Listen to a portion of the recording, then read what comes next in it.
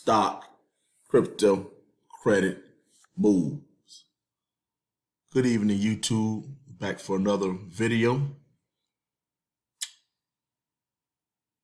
Tuesday night, April 26, 2022. All right. This video here, I want to go over credit, as that really is my primary source of income as a credit consultant. I know, like, on this channel, I don't really talk about it a lot, but I'm very knowledgeable in the area of credit. I have several clients. So often, first of all, I'm not your financial advisor, and this is not a client of mine's credit report.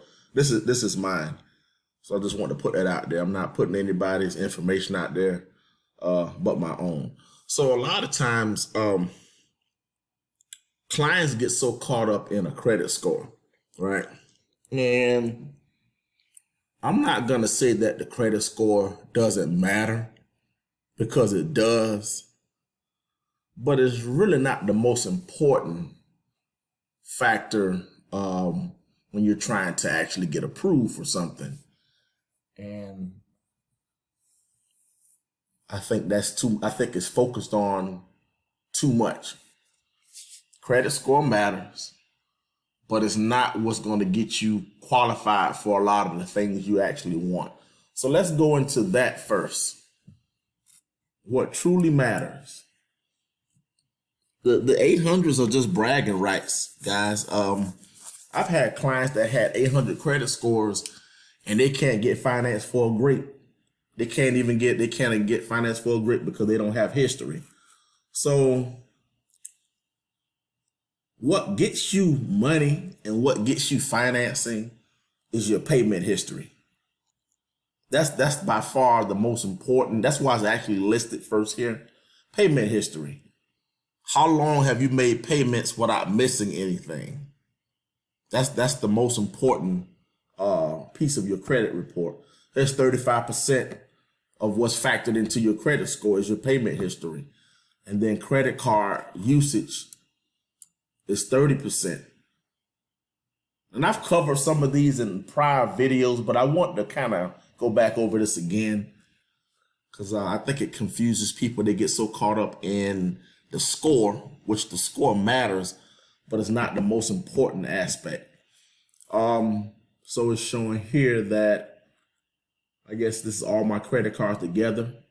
The limits is up to 300,000 and I'm using like 2,500. So this is very important because it shows banks how you use money.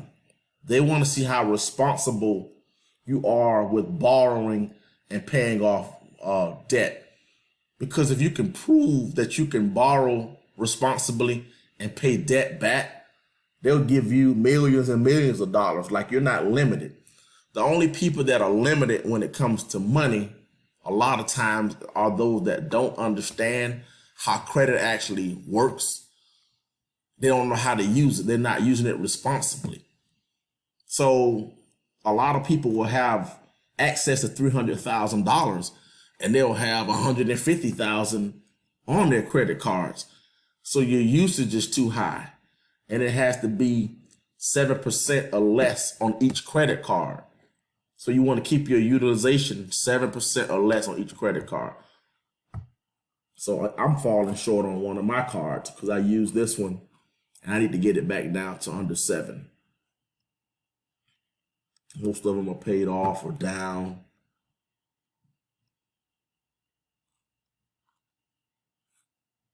On-time payment history, 100%.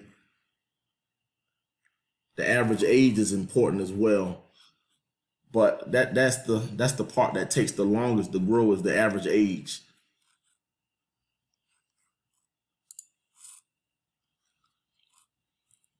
My average age is 4, so it needs a little. I know 5 years average is where you want to be, so I'm getting close. Another thing that hurts your average age is opening a lot of credit cards at the same time. So I have 7 hard inquiries. So I'm definitely trying to watch that as I go forward. But yeah, you don't want to open too many credit cards in a short period of time, because it actually drops your average age.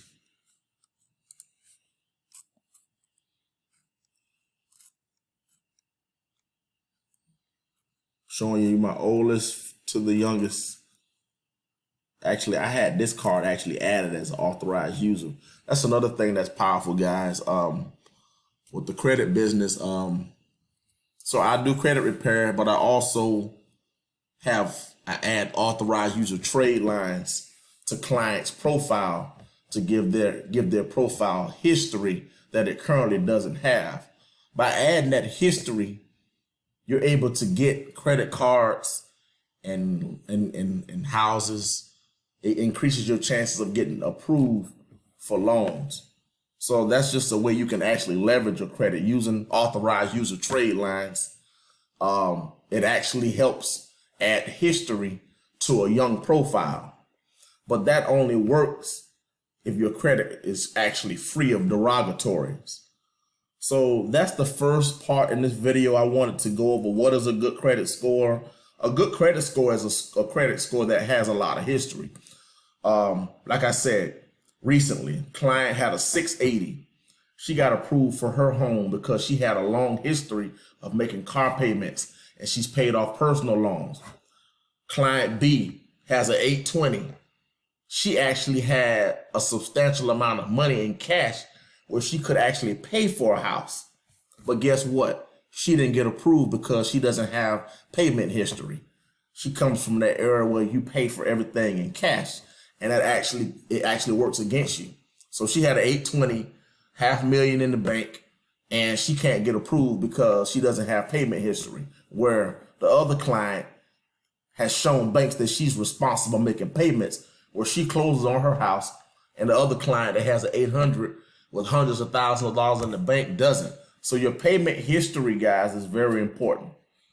The second part in this video that I wanted to go over is how do you leverage credit, right? So I leverage credit a lot of times. In these videos, you see me in various of investments. Well, a lot of time, guys, I'm not always, now sometimes I do, not always using my own money. Sometimes I'll borrow money.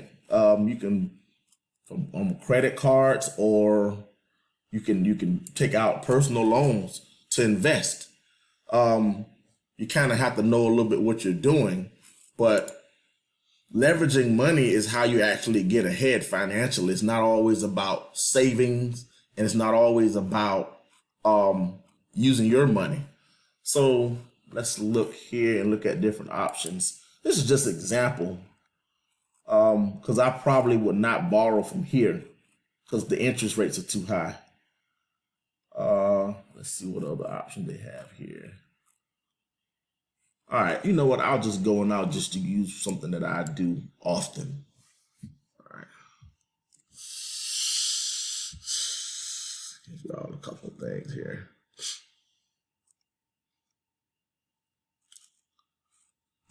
All right.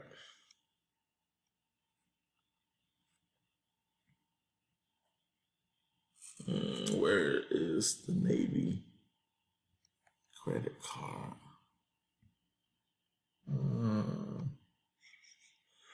Here we go, right here.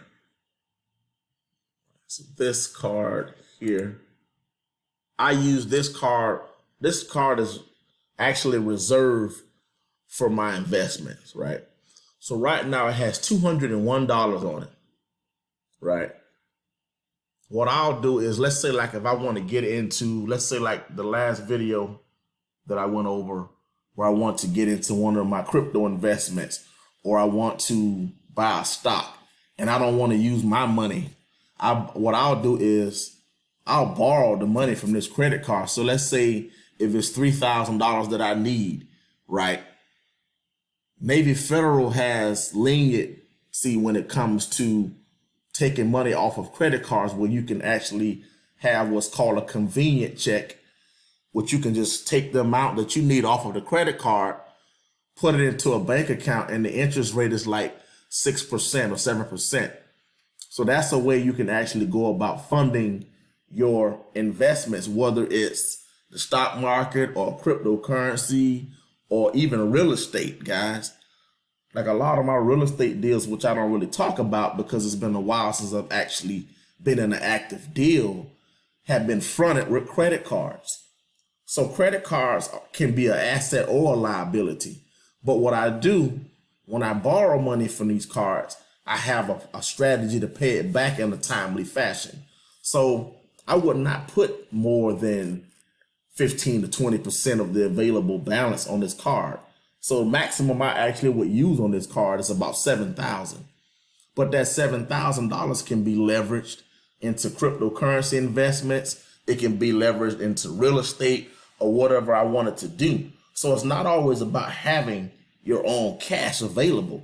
It's about knowing how to leverage debt and actually know how to use the debt to make a profit and pay the debt back in a timely fashion so you can reuse the debt. So that's what I do. I'm big on leveraging because the bottom line is if it's based off of how much cash I have, everybody's limited.